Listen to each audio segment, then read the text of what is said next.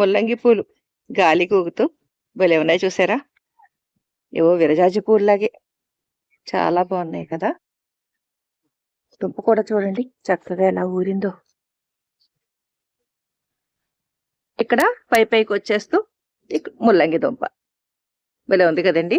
చాలా సులువుగా ముల్లంగి మనం టెర్రస్ గార్డెన్లో కానీ మామూలుగా పెరట్లో కానీ పెంచుకోవచ్చు. హాయ్ అండి, నమస్తే.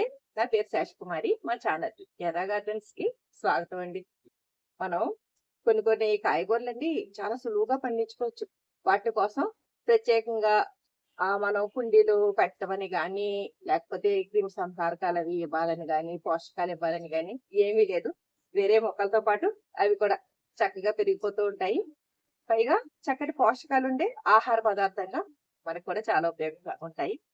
ఈవేళ ముల్లంగి ఎలా పండించాలి ఏంటి అన్నది ఈ వీడియోలో చూద్దామండి. ఇక్కడ చామంతి పూల దాంట్లోనే జస్ట్ ప్రక్కగా వేసానండి. ఎలా వచ్చేసిందో పైదాకా.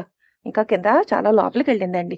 అలాగే ఇంకా నేను అన్ని కుండీల్లోనూ కూడా అలాగా, అంటే ముందు నేనేం చేశానంటే పాత విత్తనాలు ఉన్నాయండి. పాత విత్తనాలు ఉంటే అవి అసలు మొలకెత్తుతాయా లేదా అన్నట్టుగా చల్లేసాను అనమాట.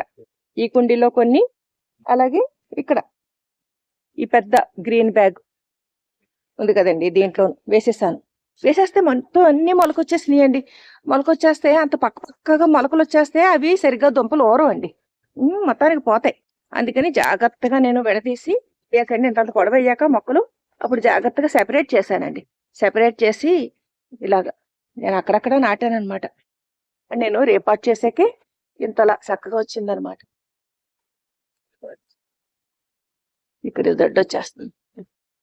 ఇక్కడ పూలు కూడా, ఈ పూలు వదిలేస్తానండి మనకి విత్తనాలు వస్తాయి. నెక్స్ట్ టైం మళ్ళీ మనం మన గార్డెన్ నుంచి విత్తనాలు సేకరించుకుని నాటుకోవచ్చండి. అంటే మనం ఇంకొకటి ఏంటంటే మనం ప్రత్యేకంగా నాటుకోవాలి అంటే కొంచెం లోతు ఎక్కువ ఉన్న పాటే ఉపయోగించుకోవాలండి. లోతు ఎక్కువ ఉంటేనే ఆ దుంప బాగా లోపలికి వెళ్ళండి, లోపలికి ఊరుతుంది అనమాట. ఇక్కడ చూసారా లోపలికి వెళ్ళిపోతుంది దుంప. ఇక్కడ ఇది పాలకూర అండి. కొంచెం చూసేందుకు పాలకూర ఆకులును ముల్లంగి ఆకులు ఒకేలా ఉంటాయి, కాకపోతే ముల్లంగి ఆకులు కొంచెం రఫ్గా ఉంటాయండి. అలాగే ఇదే చోట నేను అంటే సెకండ్ ఫ్లోర్ టెర్రస్ గార్డెన్లోనే చాలా చోట్ల వేశాను ఈ ముల్లంగి.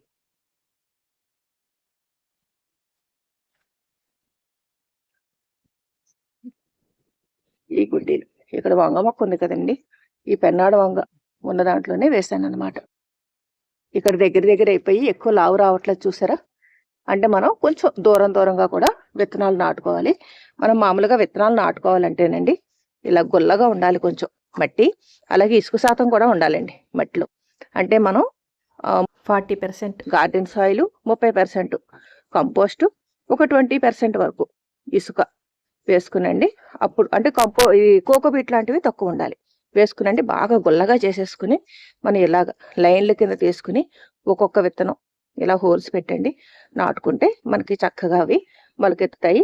ఇప్పుడు నేను నారు కింద చల్లేసానని చెప్పాను కదండి, ఆ నారు సెపరేట్ చేసి వేసాను అనమాట.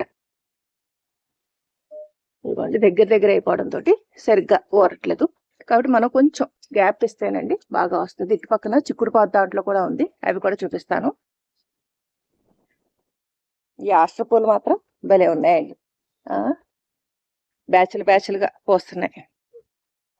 ఇక్కడ దసరా చిక్కుడు అండి. ఈ దసరా చిక్కుడు దాంట్లోనే ముల్లంగి దుంపలు కూడా వేసేసాను. ఇక్కడ కొంచెం గ్యాప్ ఇచ్చానండి.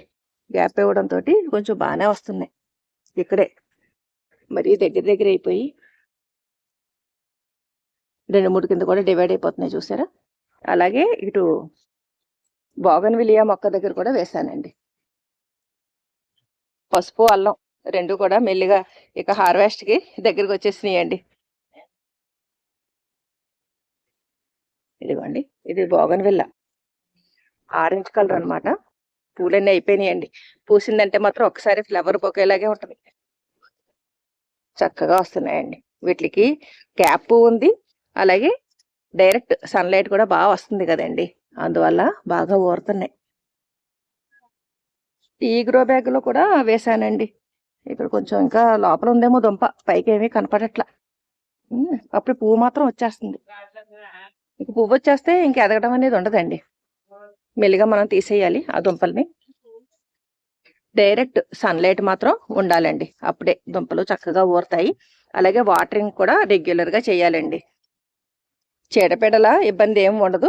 కాకపోతే మేము మొత్తం గార్డెన్లో ఉన్న అన్ని మొక్కలకి కూడా ఏవో ఒకటి స్ప్రే చేస్తూ ఉంటామండి. ఆ స్ప్రే చేస్తున్నప్పుడే ఆటోమేటిక్గా వీటికి కూడా పర్టికులర్గా వేయక్కర్లేదు. వీటికి కూడా స్ప్రేయింగ్ అయిపోతుంది కదండి. ఆ రకంగా ఇవి కూడా చీడపీడలు ఏమీ లేకుండా చక్కగా హెల్దీగా పెరుగుతున్నాయి. ఇక ఇది పూత వస్తుంది కాబట్టి అండి మళ్ళీ నెక్స్ట్ ఇయర్కి విత్తనాలు తీసుకోవడానికి ఉంటుంది కదా, అందుకని ఈ దుంప వదిలేస్తున్నాను. మాకు రామాలయంలో భోజనాలు ఉన్నాయండి. ఆ భోజనాలకి ఒక ముల్లంగి దుంప హార్వెస్ట్ చేయాలన్నమాట. ఫస్ట్ హార్వెస్ట్ గుడికి. చూసారు కదా ముల్లంగి మనం నాటుకోవడానికి ఎటువంటి సాయిల్ ఉపయోగించుకోవాలి, అలాగే మనం ఎలా నాటుకోవాలి, పెస్టిసైడ్స్ ఫెర్టిలైజర్స్ మామూలుగా అన్ని మొక్కలతో ఇచ్చినప్పుడు కొద్దిగా ఇవ్వాలి. ఇలాగా ఇవన్నీ కూడా మీకు తెలియజేశాను కదా. లోపలికి వెళ్ళిందండి, చక్కగా ఊరింది, భలే ఉంది కదండి. ఈ రోజు ఇలాగా ముల్లంగి హార్వెస్ట్ చేస్తూ అసలు ఈ ముల్లంగి పెంచుకోవడానికి మనకి ఎటువంటి సాయిల్ ఉండాలి, అలాగే వాటరింగ్ అది ఎలా చేయాలి, సన్లైట్ కండిషన్ అది ఎక్కడ పెట్టుకుంటే మనకి హెల్దీగా పెరుగుతుంది, ఇవన్నీ కూడా మీతో షేర్ చేసుకోవడం నాకు చాలా సంతోషంగా ఉందండి. అలాగే మొదటి హార్వెస్ట్ మా ఇంటికి దగ్గరగా ఉన్న రామాలయంలోని అన్నదానానికి ఇవ్వడం నాకు మరింత ఆనందంగా ఉంది. ఈ వీడియో పైన మీ అభిప్రాయాలు కామెంట్ సెక్షన్ లో తెలియజేయండి. సర్వేజన సుఖినో భవంతు. Please like, share and subscribe my channel.